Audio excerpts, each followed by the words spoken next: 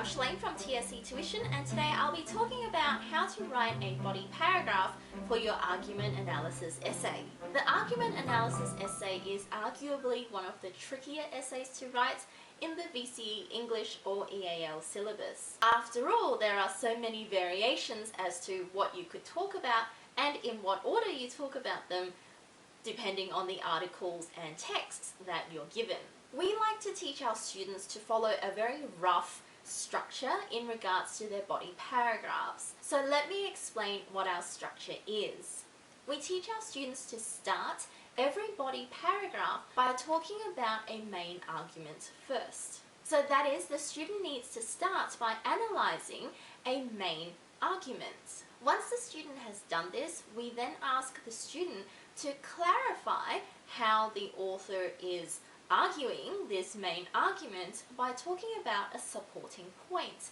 Now, this could be the author explaining a particular position, giving evidence or an anecdote or something like that to support their main point in this section. Once the student has identified and analysed the main argument and then perhaps a supporting point or an explanation of this main point, we then ask the student to move on to analysing a technique or device. We ask the student to break down this analysis of a technique or device into two steps. The first is, what is the reader supposed to feel or think when they see this word or phrase? So that is the reader supposed to feel angry? Are they supposed to feel scared? Are they supposed to think that a particular person is an idiot? Whatever it is, it needs to be that first gut level initial reaction that the reader is supposed to have. Once the student has identified this, we then ask the student to write about, well, why would the author want us to feel or think this way? And we explicitly ask our students to connect it to the main or supporting point that they've written about before this. The reason why we ask the student to connect it to a supporting point or a main argument is that the student needs to contextualize the use of these persuasive techniques or devices. Persuasive techniques and devices don't just exist just because. Authors don't use them just because they're fun to write. Authors use them to support a point, to make a point. So it's really important that the student is able to identify why the author wants us to feel or think in a particular way.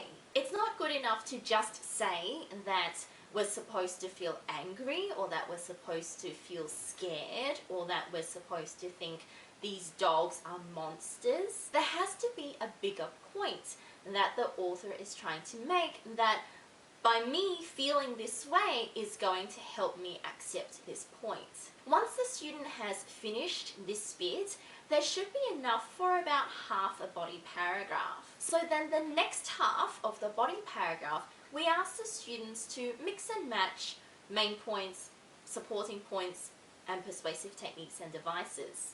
We leave the second half up to the student to choose for themselves, because we recognize that not every student is going to find heaps of main arguments. There may not be heaps of main arguments. They're not going to find heaps of persuasive techniques or devices for every main argument that they found.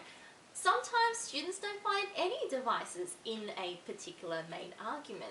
So we leave the second half of the body paragraph fairly flexible and up to the student to choose. We do ask all of our students to start that body paragraph, at least the first half of it, by talking about main points, supporting points, and then a technique or device. We stress heavily to our students that we never ever start a body paragraph by talking about a persuasive technique or device, because if they do that, then when they get up to the analysis bit of the technique, which is talking about why it is that an author wants us to think or feel a particular way, there's no context for this. So it's really important that students follow that first half of the structure, and then once they've set up a really good foundation for this body paragraph, then the rest should be a fairly easy process, hopefully.